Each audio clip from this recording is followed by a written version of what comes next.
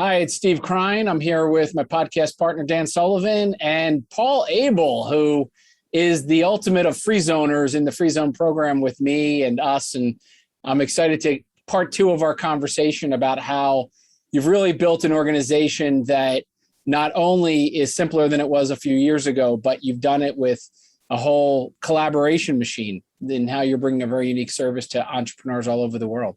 Paul, good to see you again. Thank you, Steve. Good to see you. Dan, good to see you. Yeah. So, Steve, we were talking about simplifying earlier on. Yeah. You know, something recently that I discovered, well, didn't discover this, but I live in San Diego, California, which is a beautiful place. And what I discovered is that for me to go visit a client in the Midwest or in New York is the same amount of time in flying time and cost than if I would bring them to San Diego. And I thought to myself, why am I flying? What am I doing? Because most people want to come to San Diego on vacation. I can tell you what, if you're going to the month of January, half the world wants to come to San Diego because of the weather. So what I recently did is I bought a condo downtown San Diego. Why I bought the condo is that we also work with larger companies. These are big corporations. And one of the things that you'll find in big corporations, you have some ambitious entrepreneurs. They grow very well in their 20s in the organization. They rise to the top. And then they get to their 30s, they start still doing well, but in their 40s, they're just too much of a rebel. And they find that they're in a situation where they're making a lot of money, they can't leave, right? And at the same time, they're just not happy with what they do. And I love those. So when we deal with these enterprise level accounts, I love my relationships with those because what I do is I help them navigate their lives.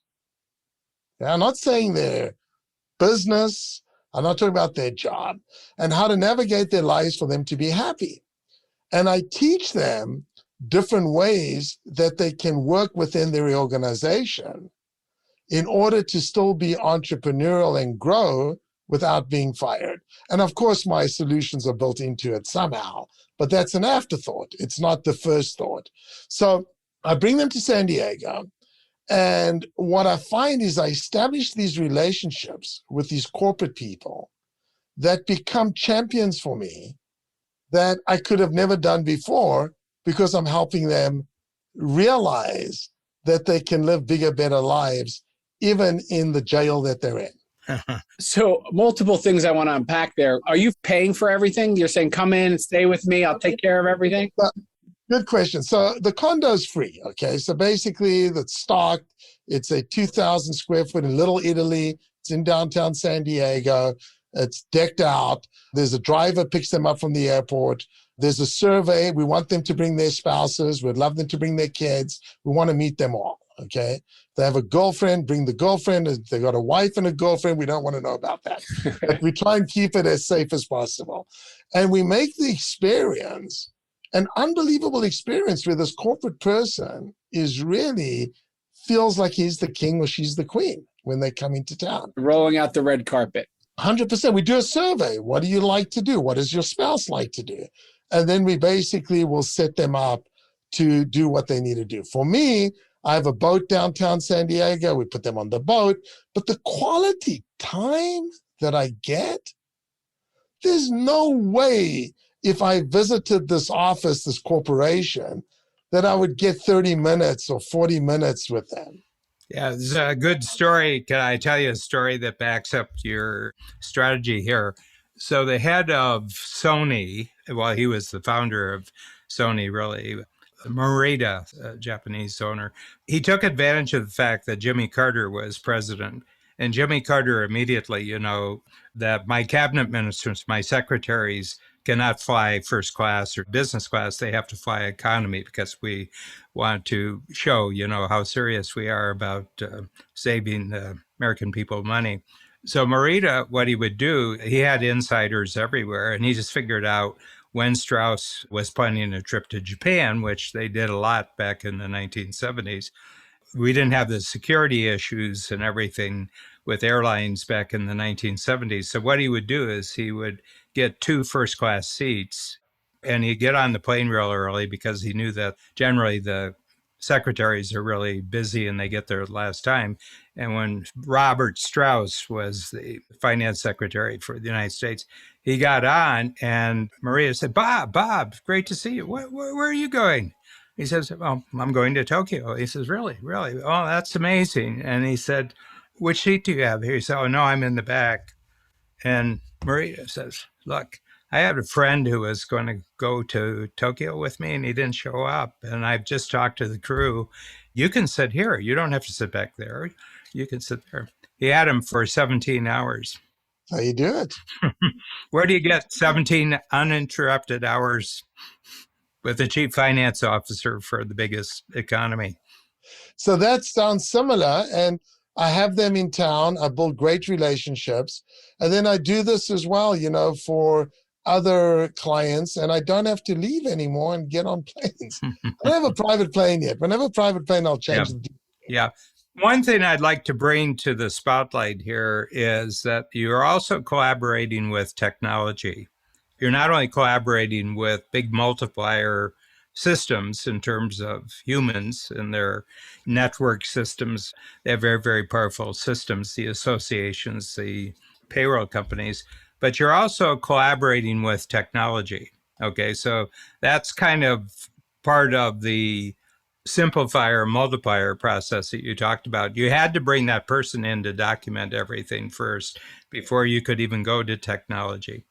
Yeah, 100%. And, we committed to AI, several years ago. And I used to have 6 people in research, and they used to go to all the government websites and have to look for all the stuff. And, now we have AI. It does an unbelievable job. It comes in on time. It never is sick. It works well.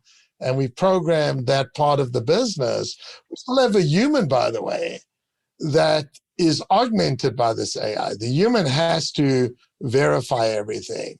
And that has been a tremendous, again, augmenting the human with AI. We had 6 people doing the same job. So, and that person is happy as can be.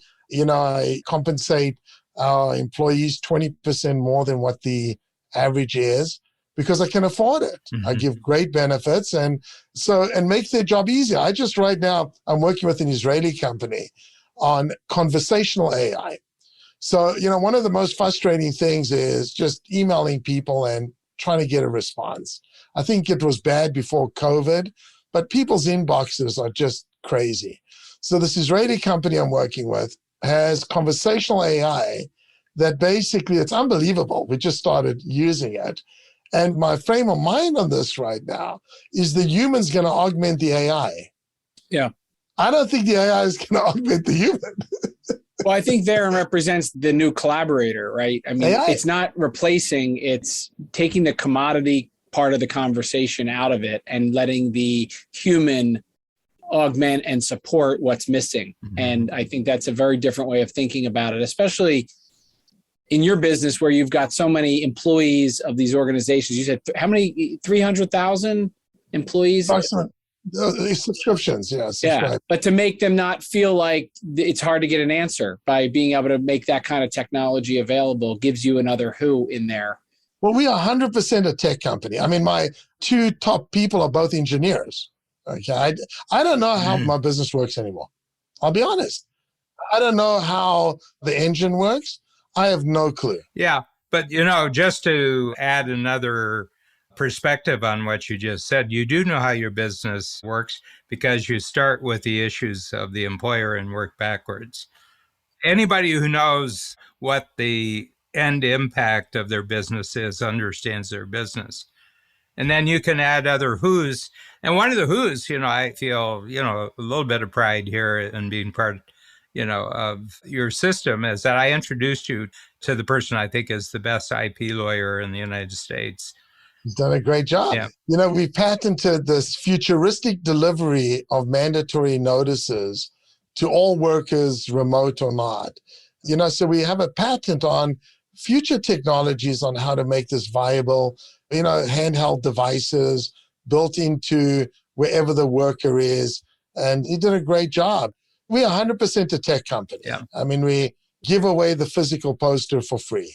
It's all the service and the integration is what the value is. When we sell our product, the poster's free. All my competitors are selling a poster. We give that away. Yeah. And I mean, that's the interesting thing, one of the underlying strategies of the free zone, the whole free zone program, is that not only do your competitors or would-be competitors, they don't even comprehend what you're doing. First of all, they don't see what you're doing. And if they saw it, they couldn't comprehend what you're doing. But you're forcing them to compete with free. Free's hard to compete with. And it gives me a good feeling that I'm good for a few more years, but I'm never comfortable. And that's the other thing is that I mean, our competitors are very good. They're amazing, but they're just not as innovative. Well, and that's the free zone, right? Yeah. Steve, I have a question for you because you're a voracious learner from other people's systems. So when you look at startup health, talk about a quantum leap, you've made probably one of the most fundamental quantum leaps with your company over the last year, and that is just how you raise funds. First of all, it put enormous pressure on you personally. And then it also, you had to hit home runs all the time. You couldn't get walks and singles and everything. And it seems to me that you've taken fundraising and made it into an everyday, continuous, predictable process. Okay. But looking at Paul's model, what are some takeaways, things to look at, things to, maybe we should relook at something that we're doing just based on his model? Yeah. Well, two things. One is, as I think about the 350 plus companies we've invested in over the last, 8 or 9 years, how many of them would benefit from what Paul's created? I never saw, quite frankly, until today, more as I was reflecting, the opportunity to be a collaborator with Paul, because I've got hundreds of companies all over the world. And one of the issues that you brought up on the last episode was the nature of remote workforces, which is now, proliferated around companies around the world, people moving around, all the complexity of building companies remotely now, which a lot of our companies have done, has a problem solver in what you guys have built. And so first thing was, I got to talk to Paul about how my companies could take advantage of what you're doing and what you've built to help them, because your scale can help our scale. So that's kind of a really nice byproduct of what you're offering. The second thing was, I think your conversation about how you tightened up your team to be the 14 most important people to help be collaborators with external resources is a really important step that, again, you simplified, but it sounds pretty methodical, starting with the multiplication by subtraction book and kind of seeing how it applies to you. And so I'm really thinking about how, again, we can translate that into bigger isn't better with building companies anymore. You don't need and shouldn't be looking at adding 20 or 50 or 10 times the number of employees as a badge of honor, a badge of accomplishment. It might be the opposite. And I think that you growing your company with a smaller staff is a really, important signal for that. Well, Steve, there's two big benefits. One is it's easier to have a smaller staff. It's more enjoyable, more personable, and you can really select the right people. And secondly, if you like EBITDA, it shows up if you have a smaller staff. You have more fun with it because you can really hire A players and you can invest in them. And it's fun. I love going to work. I love hanging with every one of I'm really working on the business, not in the business as much anymore, but they all AAA players. Yeah. The other thing, since you're mentioning EBITDA, the whole notion of a permanently increasing, absolutely predictable cash flow is very, very good for EBITDA. God bless America. Hey, Paul, where do people go to find out more about either partnering with you, using you, learning? Where do you go? Which of your many websites? That's the one weakness in everything I've done is we white label everything. Yeah. Right. If you go to, your payroll company or your benefit broker, but e-poster service, the letter E, and posterservice.com, is the remote worker platform. And there's a video there that explains it. That's our hottest product right now. OSHA for Less is the safety business. That's OSHA, right? OSHA, the number 4, LESS.com. And those are the two main brands. And then we have, different models that we white label, etc. So for me, my am I going to send my email address right there? I hate email. So for me, send an email to Abel, that's P as in Paul, A as in Apple, B as in boy, E as in Edward, L as in Larry, at OSHA, OSHA for less.com. Excellent. Those are clear places to email and sites to visit. And I see your recurring business here on the Elite Poster, eposterservice.com. I think that video and your free trial, and I think what you've outlined there is really clear and helpful for entrepreneurs. And I know we're going to be following up because I think it could be helpful for our portfolio. Mm-hmm. Happy to help. And we white label the whole thing. So we could make this look like Steve Krein's poster service. Yeah, I don't want it to be. Yeah. That's okay. I don't go that far white labeling it, but we'll figure out how to work together. It's great. Dan, final thoughts as we wrap up the episode on, what you would never think about as a perfect poster child for collaboration at scale. But what Paul's built is not what it looks like from the outside. Pretty incredible underpinning to what you've created here, Paul. But final thoughts, Dan? Yeah, I think that at the heart of Paul's unique ability is just extraordinary laziness. He's just one of the most lazy human beings that you can possibly. His notion of the future is he's sitting in a white chair next to the pool, and his thoughts are being transmitted telepathically to who are executing. And he's just smiling all the way. He's just smiling all the time, saying, God bless America. God bless America. Every day. Yeah. One last thing, Dave. We've got 2 minutes here. And I asked people this who have come to the United States from other countries. What do you think was the advantage that you had in noticing something that would just pass the observation of native-born people, that when you come here, you see things totally different? Well, South Africa, it's a different world completely, convenience, etc. Israel, I really loved living and growing up in Israel, serving in the military and just the environment there. But the biggest change in America is the opportunity. You got 350 million people. If you can't make a living here, you're selling the wrong shit. I mean, you got 350 million people, for God's sake. Well, when I went to Israel, there were 8 million, 9 million. It's like New Jersey. Yeah. If you're not making a living in America with 350 million people, you're selling the wrong stuff. Great 2 episodes, Steve. And I think we've kind of cracked the code on how to do this after a couple of years. But this was really, really, first of all, you're just an unusually enjoyable interview guest, Paul. But I think we're going to get a lot of ahas out of strategic coach clients when they see this podcast. Yeah, you've got a confidence about you. You make it sound simple and easy, and that's great. You were smiling so much, I actually was wondering if your screen was frozen.